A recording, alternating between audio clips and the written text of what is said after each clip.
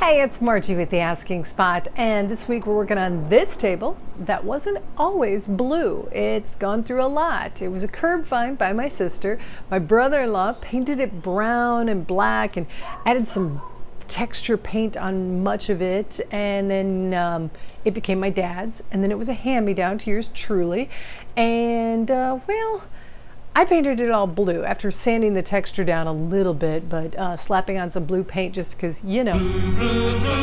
Yeah. But now I'm only going to change up a part of it. And there's a few reasons why. Lazy, clumsy. No, but you'll see. It's coming up.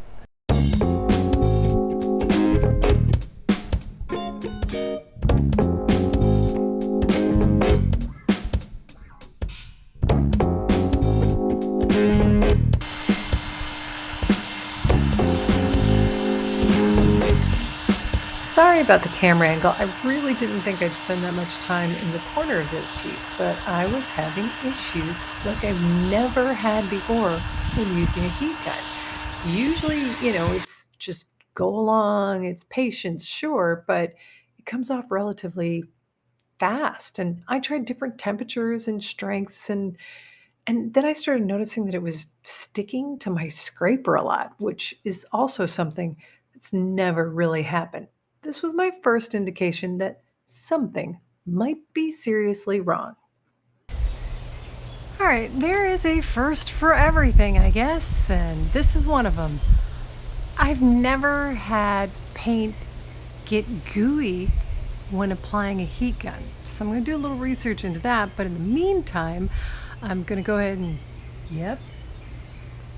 use a stripper. They hate you, and you hate them.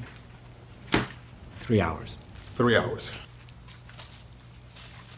I can't remember the last time I was this frustrated with a product or, well, the stripping. A hot mess. I'm sure in editing there will be smells and stuff in the description box below. But for the time being, here's what's going on. It has now been 3 hours since I applied the stripper. However, the sun changed, so it could be dried in place and I may have to reapply. Let's see.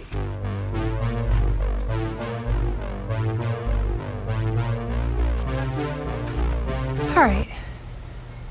I'm now going to do what I've said I'd never do because I had such a horrible time with it before. I am going to go and get one of those 15-minute strippers because well, between the first attempt with the stripper and then the 2 attempts with this one, I had basically 3.5 hours to do some research into why the heat gun wouldn't work. It turns out that the texture that was sprayed onto this piece before I got it may have had something to do with it.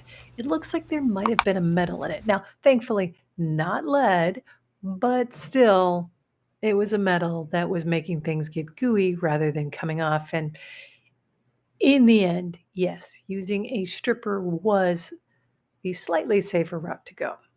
Yeah, still not a fan of using them.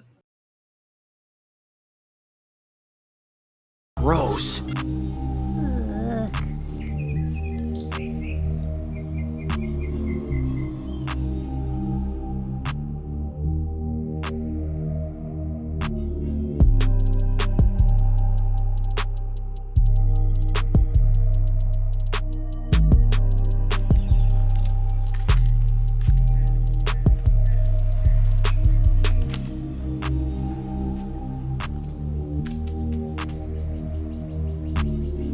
So this is huge amounts of sanding later, and yeah, still haven't got it where I would like it to be.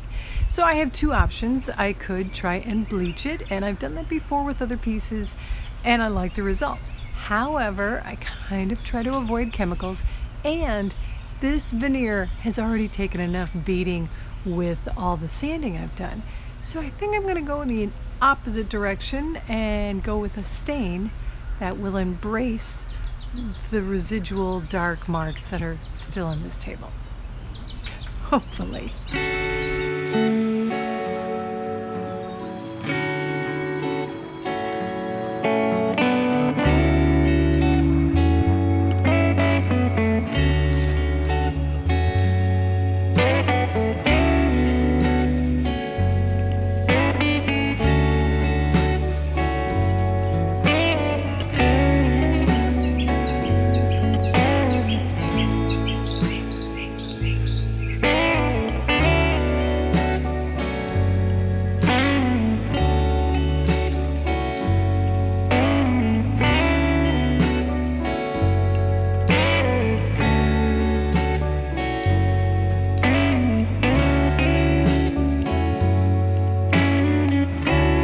For the top coat, using a polyurethane in a satin, and I'm applying it slightly different than most. I mean, well, yeah, a lot of people use a sponge brush. It is great for getting rid of bubbles, but I'm using it in the borders first, and then I'm going to go with the long brush strokes across it.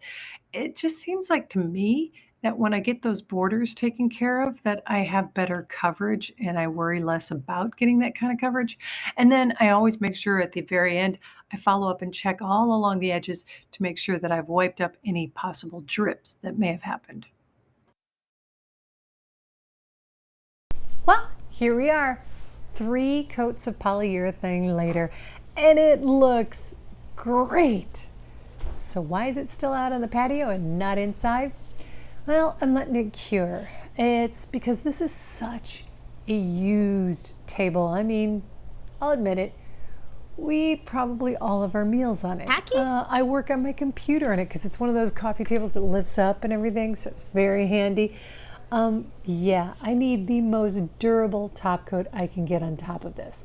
So the 3 coats of polyurethane are great, but I want to add a wax coat on top of that. So what is fully cured? That varies. I mean, you hear as little as 24 hours it's cured, and as much as a month, and then it's cured. I'm going by sense of smell. What? It used to be I'd walk out into this patio and it really reeked of polyurethane. Admittedly, it doesn't really smell until you get Really? right about here. That seems weird. That to me though is still too much, because if you bring it into a closed space that isn't properly ventilated, my living room, it's going to make the whole room smell, which is bad for the fam and whatnot, but also it shows it's not really cured yet. So it's been 24 hours and it's doing really, really well. I am going to go for 72 hours. 3 days later. All right, that's going to wrap it up. Here's looking at it in its before. And if you could, please give a thumbs up and click the subscribe button. It really helps the channel. And now it's finale. Thanks so much for watching the Asking Spot. Bloopers are next. Okay, so when we first moved here, this piece was the first thing that I was like, you know what? I am gonna try and refinish this. Now granted, we moved here after having a lot of our stuff demolished in a tornado, so there was a lot of pieces that we brought in and just kind of cleaned up. And thanks to my dad, we got a lot of hand-me-downs. So I was really appreciative, but I didn't want this to be brown because, you know, I like blue. But the big thing about why I want to keep it blue is not just because I love the color, but because this was the first piece that we moved to this state that one of my kids said, "Hey Mom, can I help you with that?" Aww. So it's got a sentimental attachment to it to have still the blue that they helped me paint. I hate to admit it, but we do most, if not all, of our dinner on the coffee table. It's such a great coffee table. It raises up. I work on my computer on here on the weekends. It is just the most used, versatile.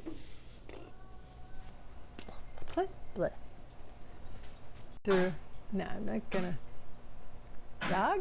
Dog? You okay?